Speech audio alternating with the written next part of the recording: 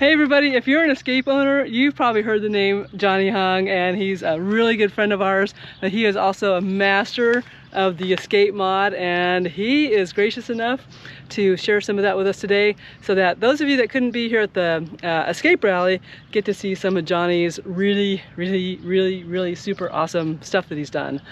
Now let's start with your solar. Yes. How much? So I have a total of 2,120 watts if I go full configuration. My truck has 350, and then I sectioned it into two charging schemes. I have the front and back as one occupying one solar charger, and then the sides there are 4 panels, 2 on each side, and that occupies a different charge controller. So I call it roof 1, roof 2. Right. And you have 3 charge controllers, yeah, correct? so okay. we could take a look at it Cool. inside under the hood. But I usually don't travel with this, and because I'm up here in the Pacific Northwest, I thought I'd give it a try, because I will see a lot of cloudy skies and shade trees. So far, so good. I have not plugged in during the entire rally.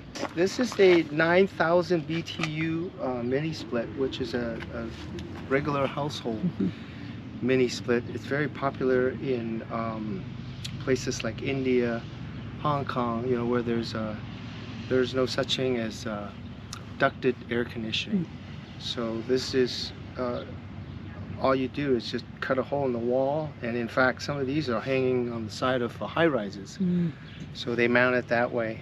So the unit's outside, and then the evaporating unit is inside, and just through the hole that I cut underneath, and you know, you could see where I route the line set, and the evaporator is actually above my bed. By the way, this is a Escape 21.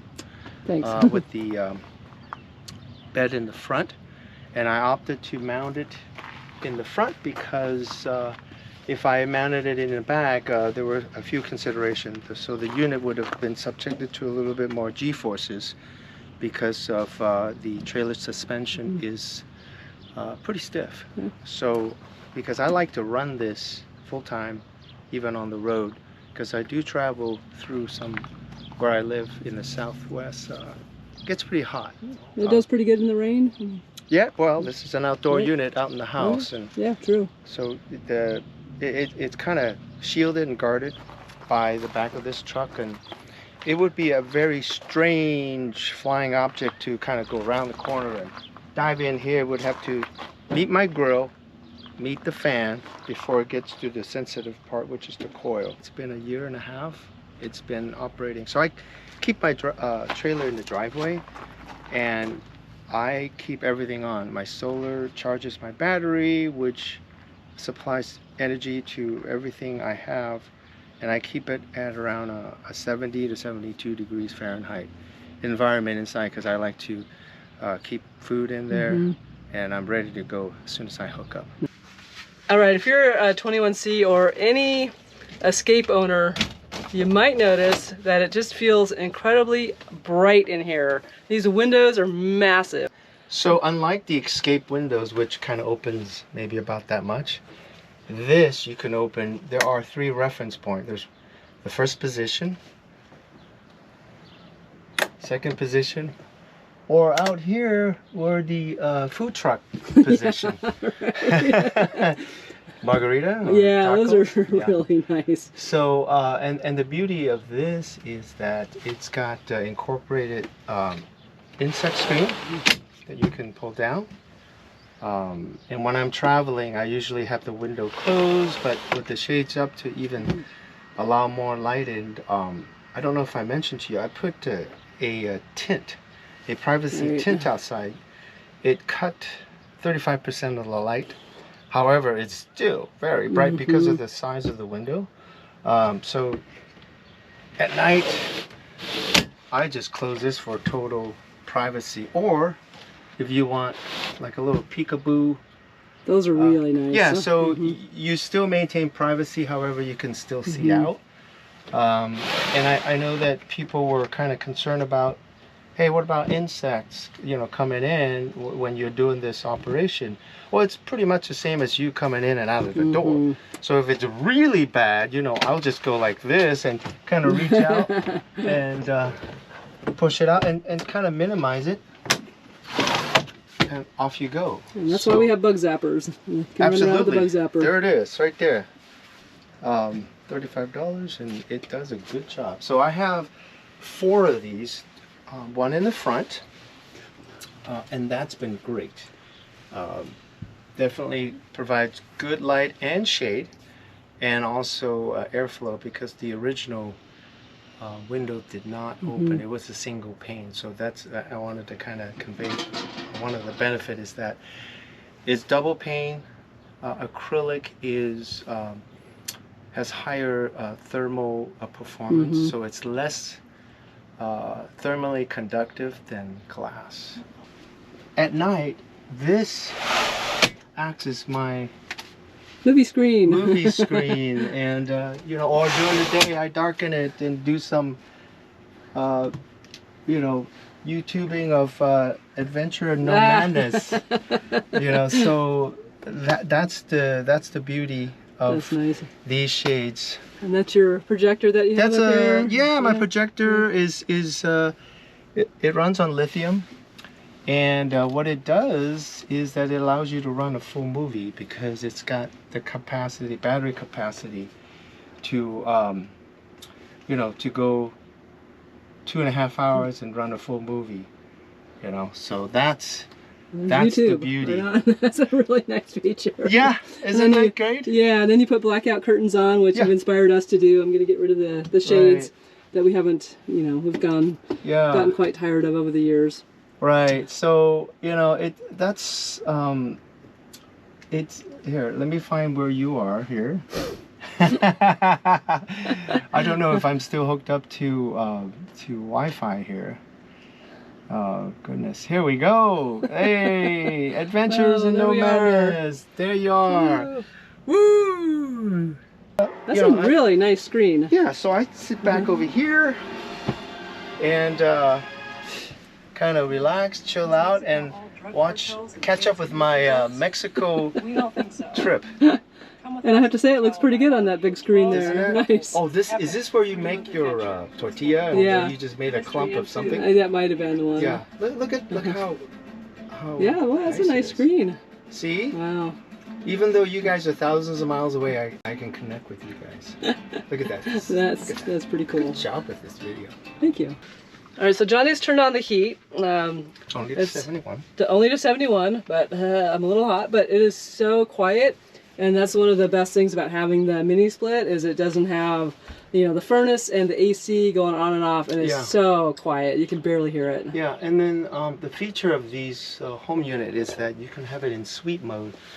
There's a stepper motor there that actually slowly sweep the air to make sure that the cabin air is nice and stirred up, so that you don't have any cold spot on the floor and a hot spot, which we certainly do with our system. The only downside for us would be the loss of the storage space, but yes, I will be coming out with some crazy stuff to have a drop down.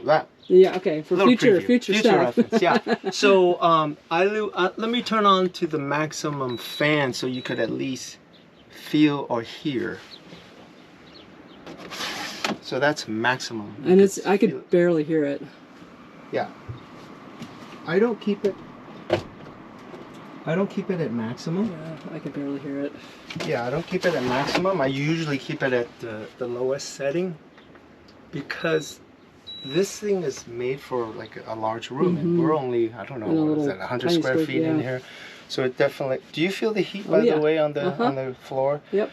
So yeah, so right below me, my feet are really, really toasty, because Johnny has put in-floor heating. Yes, you too can have in-floor heating in your Escape. And then you can control it with your phone. So it's Bluetooth control, and yeah, it's. So basically, you put an element thing underneath the carpet here. Yeah, it's very thin. It's like less than a millimeter. And you don't see it because the nice carpet's over it, and Yes. but you can really feel a difference. Yeah, and I That's put amazing. some carpet tape down below so that it's not Yeah, it's not going to squirt around. it's not squared around, and yeah. So luckily, I have enough solar power to sustain some of these luxury items. So, anyways, I will turn off the heat so I don't boil the Alaskan. Okay, off it went. Okay, tell me about that. That is my super duper infrared toaster oven. It is 1300 watts. Don't look inside, it's a little dirty because I use it a lot. I make toast and bagel and pizza. If you go to Trader Joe's, they have just the right size pizza perfect. for it. Yeah, it's like, I think it's 10 inches or something like that. And there's pizza mode, hash brown mode. And it wasn't that hard to mount that. No, so you no. actually just yeah, so mounted basically it on it is mounted on a television. You see that? Yep. And then it's up articulating, yeah. up to the fan, up Yeah, through and the it's cabinet. mounted. And it's very solid. This Very can solid. hold 300 pounds. I believe this was it holds 48 pounds.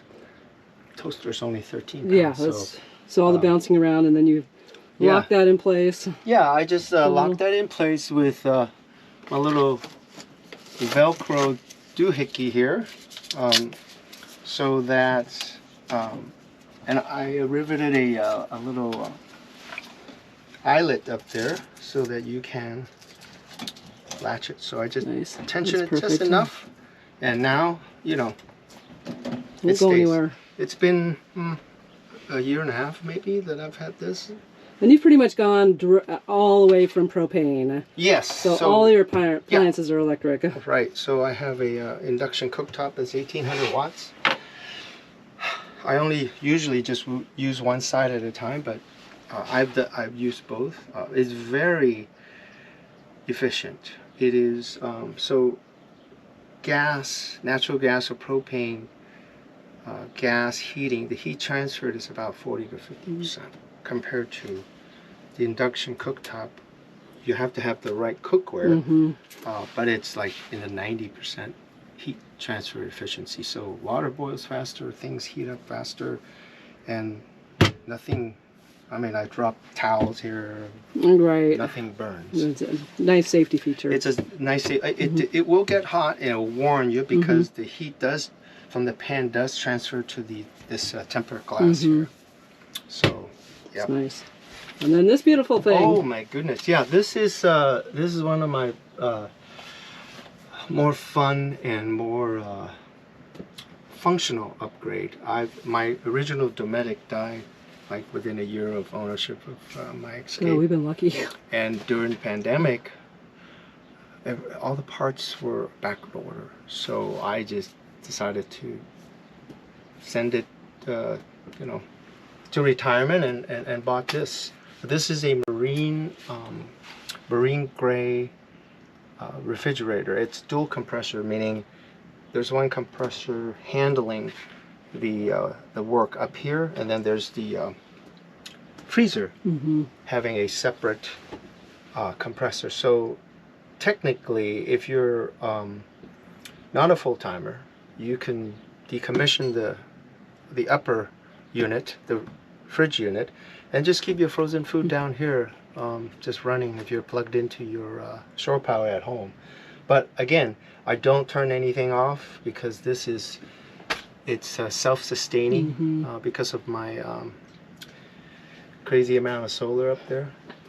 Which yeah, is awesome. so it's got features that I'm not using. This thing can be healed 30 degrees and it's still functioning. So we're not on a sailboat, but it does. The nice thing about having the marine now is it's built for movement. Check out the air conditioning. So you have to put something up there. I call that my noisemaker. I took that out. It was so liberating to really just kick that thing off the roof. It was like 100 pounds. Right. It was tough for me to do it by myself, so I slid down the ladder. This is a 500 by 500 or 550 by 550. I don't know. Anyways, I had to buy a skylight that is either the same dimension, the same cutout. I believe is only 400 millimeter by 400. So I needed to buy something bigger to fit that empty hole. So what I did was I found this. This I believe is called Made Good on eBay, because they don't sell it here in America. And it was perfect because it was slightly larger, and there is a radius on the top of the roof, so it's flat and then there's a radius. So this fit within the flat surface so that I could register the skylight and seal it properly. So you had to cut out a little bit? I cut a little bit, and what I did was I removed the original framing and then framed the outer fiberglass shell to the inner. Nice. It's a small, thin plywood that holds the entire roof lining, and then they have wire running it between the fiberglass and the wood. So I had to build the frame because there is a thickness requirement, and it can accommodate different ceiling thickness. So I built it to fit a particular size that this skylight fits. It's got a light. It's crazy bright. It's that is crazy bright. To get a tan out of this guy. Definitely can open. It's double glazed again, double pane. And you could just fully open this. Wow. Sorry, it's a little dirty because the rain. No, but then you also have the screen. Oh, yes. That you can block it out, or you can have an insect screen. So you can have quite a bit of air coming through here. And you can totally darken it out. That out. Man, that is so nice. So it would be hard for the average person to not so much the average person, but hard to find a replacement for the air conditioner that fit in there, because you had to go to eBay. Yeah, so if you want a typical sky, there is a typical skylight that would, because I think Escape, if you don't want an AC, they'll put this really thin plastic vent. But this has more features and options. This has a lot more feature because it's double glazed. Yeah. Because what they would offer, it's like a single thin plastic, and it would not insulate well. That is super cool. So it brings in a lot of light for the kitchen, and with the new window, it's definitely a lot brighter. You got a microwave up here, but yours is kind of cool because it could be hidden behind the cabinet. Right. But you can also pull it out. So yes, because for the longest time, this is a Target $49 special 700 watt microwave. For the longest time, I didn't want to permanently mount it, so what I did was I used pool noodles to hold, and it was not very secure. So I did not want to waste all that storage space in the back. So what I did was I bought an organizer slide, and these are built for home cabinetries. And what I did was I modified the basket, because the basket it's got a rim around it, a wire rim around it. So I cut those and cut it to right about here, but so I could still hold a lot of components. The storage is at a premium. Yeah. So if you look over here, I have towels and back there tissues and and then cleaning items that I could still reach through here, but then it's a storage space that it's wasted. Every inch matters. Yeah, every inch matters. So I keep my thermostat here, cleaning, alcohol, whatever that I want to store in there, and you could see where I cut it. Yeah, it's nice. Put the slide, and guess what I got? Yeah, so the pool noodle that helps the tray.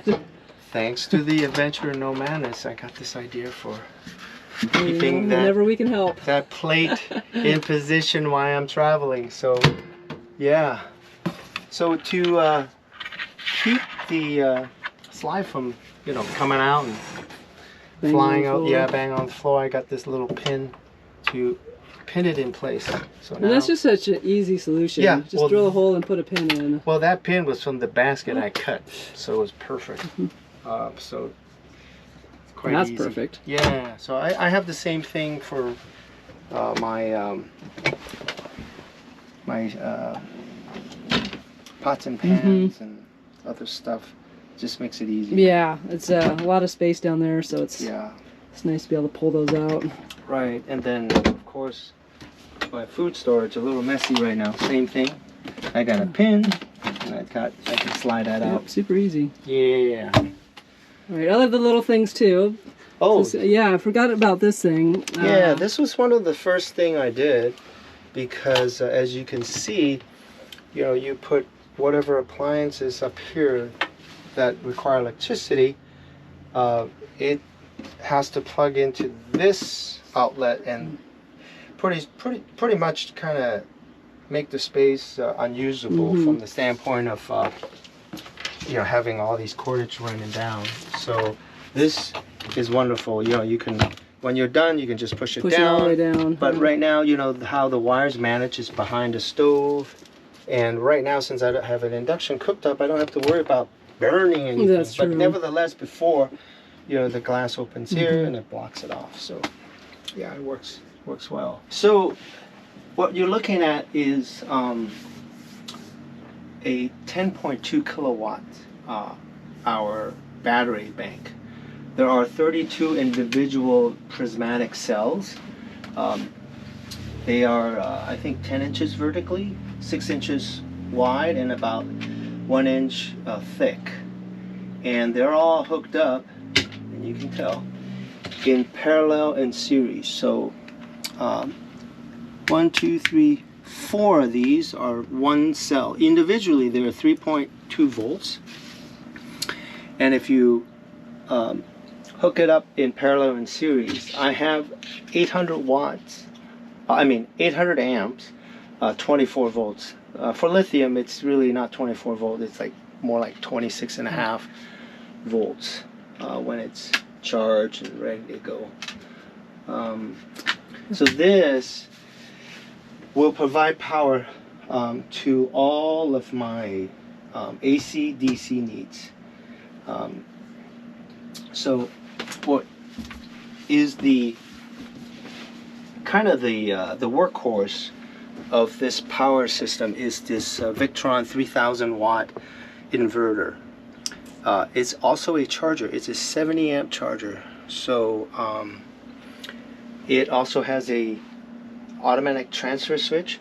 So when I get shore power, which I hardly do, it goes through my Progressive Industry EMS, and then through this gray conduit and into my inverter. It will then automatically switch and bypass the AC through my main panel. There is a feature where you can actually and you can run, you know, more than its rated delivered power because it can assist the incoming AC to, if you have your microwave and your toaster on at the same time.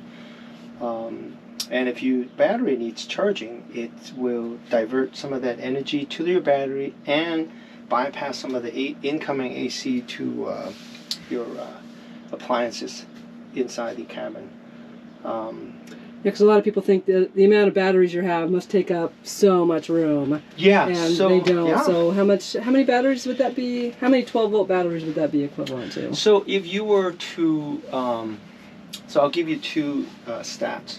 This is equivalent to 8 battle-born battery. I think they're group 27. Mm-hmm. They're in the same form factor as a normal car battery. However, they're wider and shorter. Mm-hmm. Under our dinette, we have good height. So I took advantage of the height by moving the, buying batteries with form factor that takes up room vertically. Mm-hmm.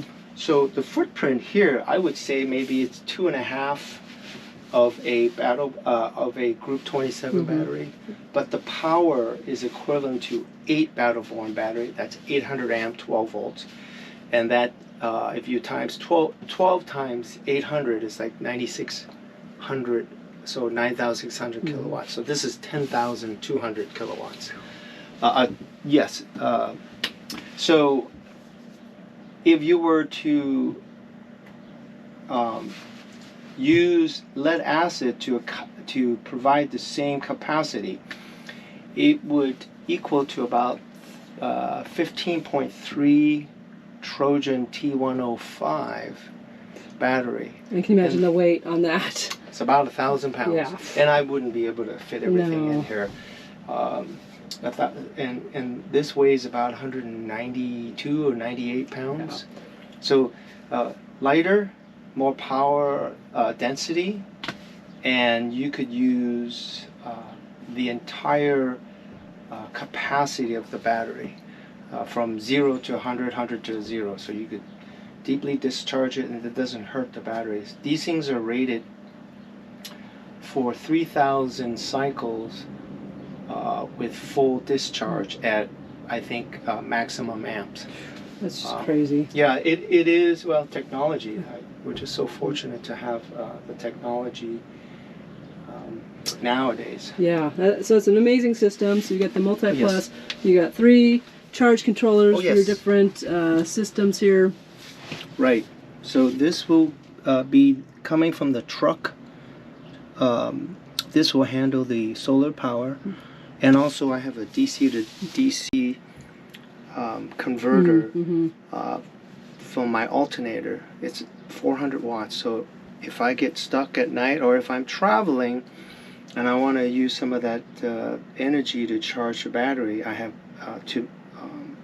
400 watts to contribute to charge the bank.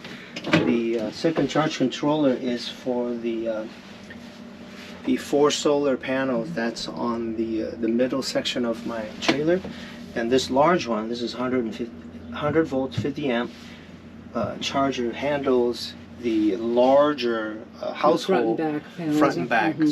There are 4 of them, 2 in the front, 2 in the back. So awesome. Now under you right there is something that I think is really cool too. This is my 20-gallon water tank, and the beauty is it's translucent. You can see the level here. You got like just a little bit left in Yeah, there. just a little bit. This is great for boondocking in the wintertime. Gives you more capacity, Yeah. and then in the wintertime you just don't even use your other tank. Exactly. You just use this one here. Yeah, so if you look down here, I have fans on each side. So the way it works is that I can do a speed control here and dial it down Oof. or go up, depending on if I use a lot of electricity. So because I condition the cabin environment in here for when it's hot or cold, so if it's 100 degrees out and I'm 70 degree here, that air moves in here, cools the battery and the electronics and out this way. And in the wintertime, what I do is draw the warm air from the cabin and moves to cool the electronics, or move the hot air and actually warms this tank. That's pretty cool. Warms this tank and warms the plumbing here, because there is still plumbing that goes down to the main tank. And I have a valving scheme that helps me transfer. Yeah, it's right here. There's a few valves there. There's yellow. Yeah. That helps me transfer water to and from, or just to itself within the tank for different schemes. I think I mentioned to you that I have a UV sterilizer, which you cannot see in here. I think I have a post, but it's mounted on this side of the tank. It's on right now. There's a breaker for it. And what that does is it sterilizes the water that passes through. So periodically I like to sterilize. I keep water in here. I like to just stir, have a sterilization cycle. By manipulating these valves, I could sterilize this tank or sterilize this tank and dump the water. And that's basically your filtration system. So you don't have a Berkey or anything like that? No, well, I filter the water coming into the tank, and then this maintains, it conditions the water, makes sure that there's no incidental pathogen that gets in, because the fill port is exposed to road grime and air. There's potential air getting, because there's a vent that's exposed to the outside. So whatever air that kind of, and particulates that falls into the vent and into the water tank can start some contamination process going. So as you know, there are potential algae grow because you know, if you have a perfect medium, you have light, because a lot of people don't insulate. Right. They're underneath, so that pickup tube and the translucent water tank is a good environment for algae growth or any pathogen, potential pathogen. So what I do is that to kind of minimize that, I still sterilize the tank once in a while, but to keep the water fresh and conditioned, I periodically, just through manipulation of these valves, like right now, I'm going through a sterilization cycle. Or actually, I'm transferring water from here to here. Or from here to here. So just by turning these two valves in. And I have a accumulator tank that you can see back there. Hard to see. Yeah. And that keeps the water from hammering. Yeah. So, Bump, bump, bump. yeah. So we put one on too. It's made a huge difference. So yeah, that's it. And then of course, instead of a winterizing pickup, I use that as my tank pickup. So you see this tube here? This is remember what you select here for winterizing? Well, actually when I select it in this position, it picks up water from here. All right. Yeah, that was and clever. then, yeah, so right now, because I don't live in cold temperature, and if I do, you know, because I keep the RV in a constant temperature, so I don't get into freezing. I mean, I do have to dump antifreeze in the drain traps and stuff like that. So, anyways, that's it. I have additional water source. This is a Honda Ridgeline, and there is, besides having a truck bed, there is an access to a volume which people put tools or suitcase or whatever. I opted to put a 30-gallon water bladder down below, and then I made a piece of plywood to put on top of that. I still keep some storage space. However, there is a 30-gallon bladder there that can be filled through these spigots here with valves. So this is the intake and that's the outtake, and there is a switch over here. Of course there is. There is a water pump that's mounted inside in the cavity that will provide pressure water. So I could literally wash this truck or use this as a alternate pressurized water source to hook up to my incoming water line. So the reason I've picked the exact same model is this is kind of a backup water pump for me. So if my water pump goes out, I have 30 gallons of water here and it's pressurized. There's a switch down here that I turn on. Wow. That activates the water pump, but it's provides the pressure for it. So it's got a pressure switch inside. So I just turn on this valve and off I go. And water comes out of this spigot right here. I don't have any water in there right now, but you know, if I did, you know, fancy. Yeah. Well, it makes a big difference for us boondocking. I mean, that's the limiting factor is that fresh water. So yeah, so you don't have to break camp. Drive away and go get some more water and bring it get back. 30 gallons, and inconspicuously too. So you just hook it up. It's your front window right there. It's kind of how it looks with the new windows on the outside. Yes.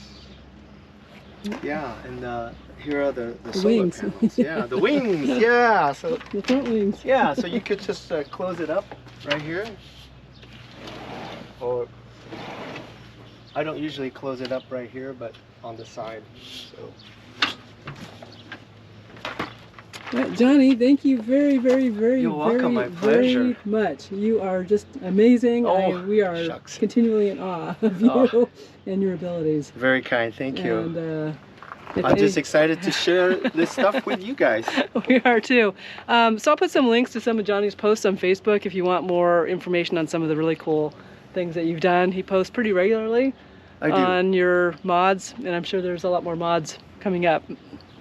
Because he's retired, he's got time on his hands. Absolutely. All right. Thanks, Johnny. Bye.